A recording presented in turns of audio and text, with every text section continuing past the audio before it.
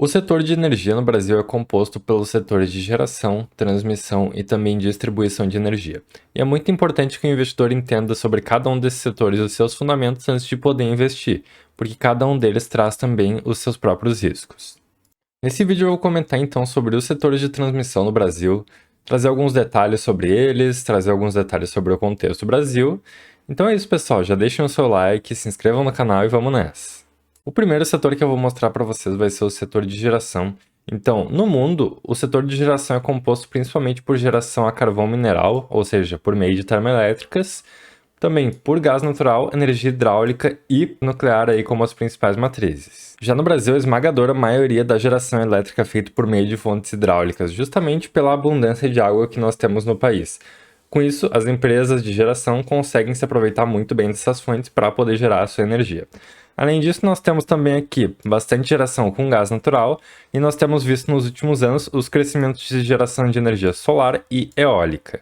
Essa diversificação e expansão das matrizes solar e eólica é muito importante para o Brasil, principalmente por causa da sazonalidade da geração de energia hidráulica. Então, por exemplo, se o Brasil passar novamente por uma crise hídrica, o Brasil não vai estar tão exposto assim aos problemas de geração como já esteve no passado, caso ele venha aumentar suas fontes como vem acontecendo. Então, as empresas de geração estão focando muito bem aí no aumento da sua produção de energia solar e eólica, o que, ao meu ver, é bastante acertado e nós temos um futuro promissor aí pela frente. Após a geração de sua energia, as empresas então podem fazer a comercialização dela por meio do mercado livre ou do mercado regulado de energia.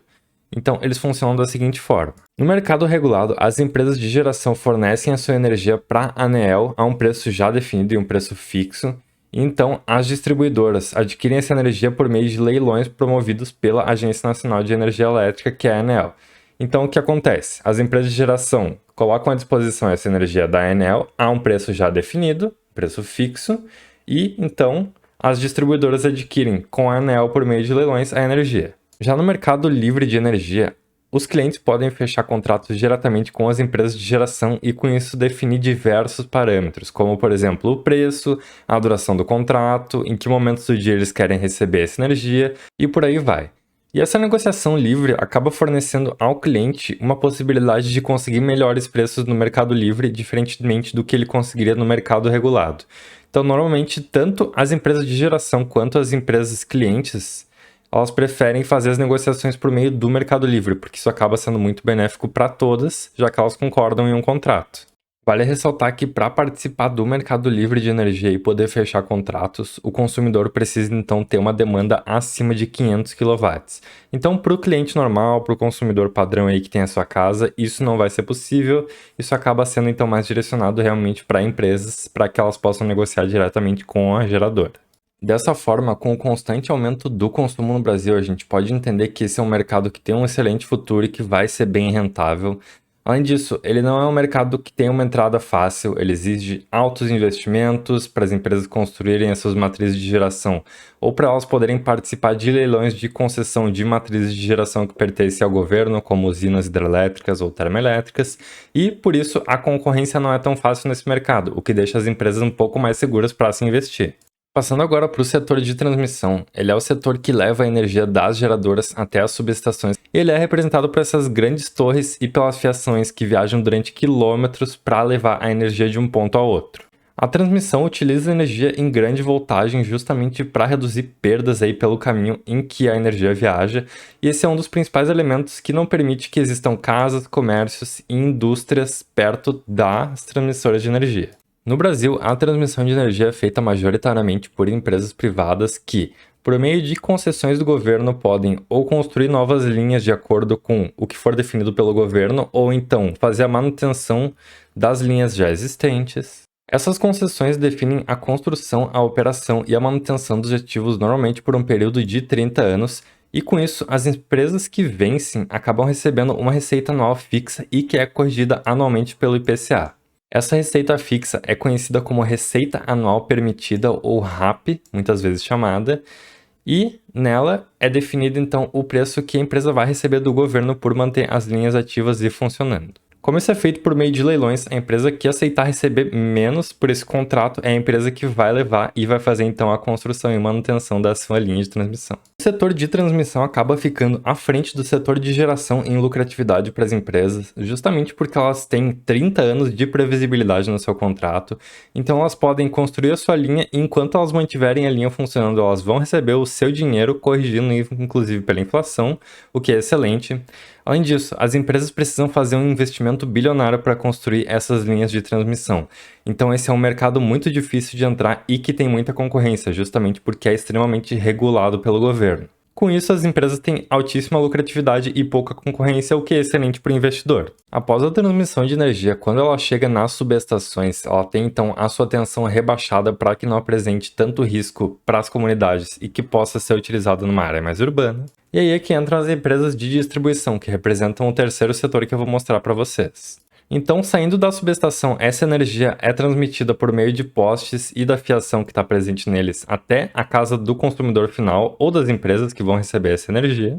E com isso, o consumidor final pode então aproveitar todos os benefícios da energia elétrica chegando na sua casa e aproveitar então os seus eletrodomésticos, os seus videogames e tudo mais.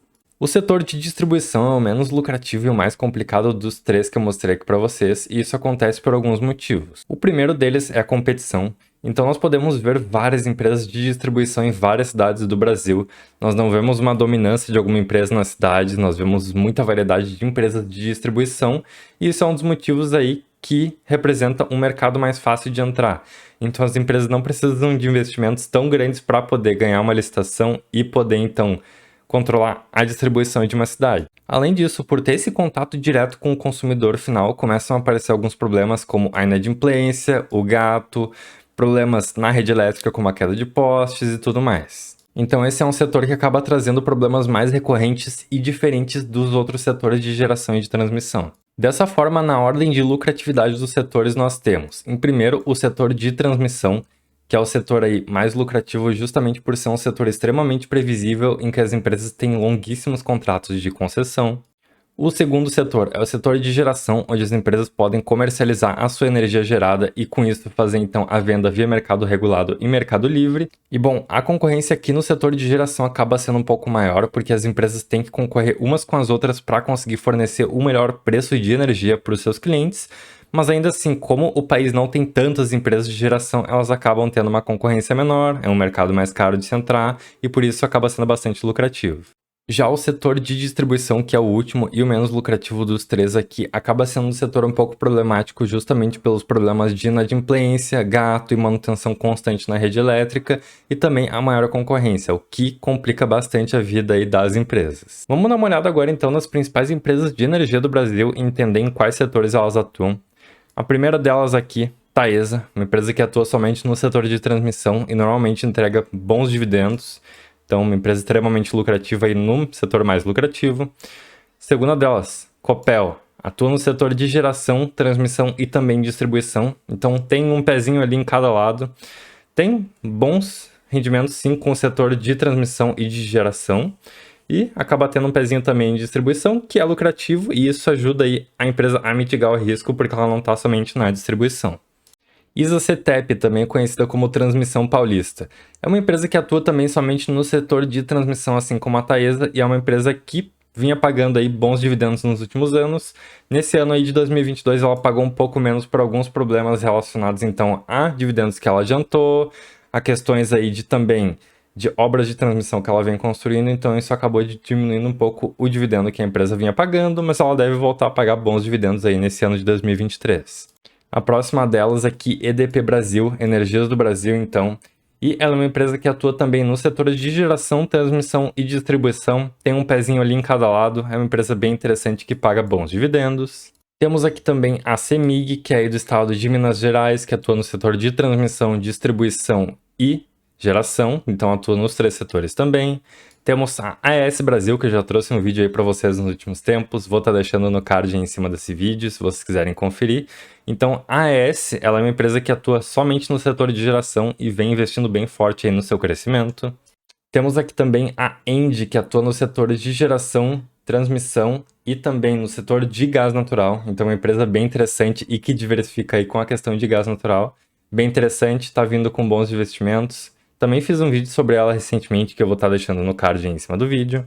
Temos aqui também a Alupar, que atua no setor de geração e distribuição, a Neoenergia, que atua nos setores de geração, transmissão e distribuição, a CPFL, que atua nos setores de geração, transmissão e distribuição também, e a Eletrobras, que atua nos setores de geração e transmissão.